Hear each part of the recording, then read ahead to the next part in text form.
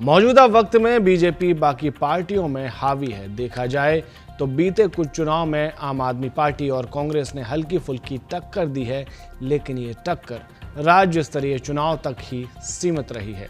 इसलिए लोकसभा चुनाव 2024 में बीजेपी के खिलाफ पूरा विपक्ष लामबंद हुआ है।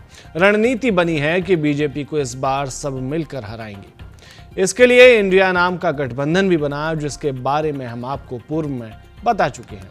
अब इसी गठबंधन में दरार आने की खबरें आ रही हैं। दरअसल इस साल के अंत में 5 राज्यों में चुनाव हैं: मध्य प्रदेश, छत्तीसगढ़, राजस्थान, मिजोरम और तेलंगाना। इसमें से छत्तीसगढ़ और राजस्थान में कांग्रेस की सरकार है, मिजोरम में मिजो नेशनल फ्रंट, मध्य प्रदेश में बीजेपी और तेलंगाना में भारत राष्ट्र समिति की सरकार है। बीजेपी का मुख्य टारगेट है मध्य प्रदेश को बचाना और छत्तीसगढ़ व राजस्थान से कांग्रेस को हटाकर वापस अपनी सरकार बनाना। वहीं कांग्रेस का टारगेट है कि अगर छत्तीसगढ़ और राजस्थान का किला बचाया जाए, जबकि मध्य प्रदेश में पिछली बार की तरह ही फिर चुनाव निकालना है। यानी कि 2018 में, यदि आपको याद ना हो तो बता दें कि 2018 में कांग्रेस जीती थी, बाद में सरकार गिर गई और शिवराज सिंह चौहान एक बार फिर से मुख्यमंत्री बन गए। लेकिन गरारी कहां अटकी है, यह सवाल उठ रहा है। दरअसल मध्य प्रदेश में सीटों के बंटवारे को लेकर पेंच फंसा हुआ है। इस बार यहां अखिलेश यादव की समाजवादी पार्टी भी दम भर रही है। कुछ हलकों में चर्चा है कि समाजवादी पार्टी यहां जितनी भी सीटों पर चुनाव लड़ेगी तो उन सभी पर अकेले चुनाव लड़ेगी। इसको लेकर कांग्रेस की टेंशन बढ़ रही है, क्योंकि अगर सपा चुनाव लड़ती है तो ऐसे में उन्हें वोटों का नुकसान झेलना पड़ सकता है।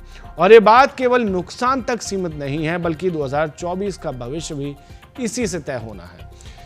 यदि विधानसभा चुनाव में ही इंडिया गठबंधन की नींव कच्ची पड़ेगी तो फिर ये कैसे गठबंधन आगे बढ़ेगा, टिकेगा? क्योंकि कांग्रेस और सपा दोनों ही इंडिया गठबंधन का हिस्सा हैं और इसी गठबंधन के घटक हैं। मध्य प्रदेश में समाजवादी पार्टी के प्रमुख इंडियन एक्सप्रेस से बात करते हुए बताते हैं कि पार्टी कांग्रेस के साथ गठबंधन कर चुनाव लड़ने के मूड में नहीं है। सपा ने इसी बीच यूपी बॉर्डर से सटी 6 सीटों महगांव, भांडेर, निवाड़ी, राजनगर, दोहनी और चितरंगी पर इन सभी सीटों पर उम्मीदवारों के नामों का ऐलान भी कर दिया है। यानी कि मतलब साफ है, कांग्रेस के साथ इस चुनाव में अखिलेश अलग रहने वाले हैं। इसके लिए सपा की तरफ से यह भी कहा गया कि इंडिया गठबंधन 2024 के लिए है, जबकि पार्टी राज्य स्तरीय चुनाव अपनी मर्जी से लड़ेगी। एक और पार्टी है जो इस बार मध्य प्रदेश विधानसभा में ताल ठोकने के लिए उतरने वाली है: आम आदमी पार्टी। हालांकि इस पार्टी ने अभी तक गठबंधन को लेकर अपने पत्ते नहीं खोले हैं। इंडिया गठबंधन से जुड़ी एक और खबर आ रही है, जिसमें कहा जा रहा है कि बिहार के मुख्यमंत्री नीतीश कुमार को इसका कन्वेयर बनाने की तैयारी चल रही है। इस पर नीतीश का क्या कहना है, वो भी सुन लेते हैं। मुंबई में जो बैठक होने वाली है, वो विपक्ष लगातार सवाल खड़ा कर रहा है। क्या खड़ा करेगा? हम तो जाहिर है। इतना निशाना क्यों साधता है? लेकर चिंता ज्यादा है कि आप। अरे हमको कुछ नहीं चाहिए व्यक्तिगत, हम तो चाहते हैं सबको एकजुट करना। हम तो शुरू से ना बोल देते, आप लोग कोई बोले, वो सब कोई क्या बोलता उसे कोई मतलब नहीं।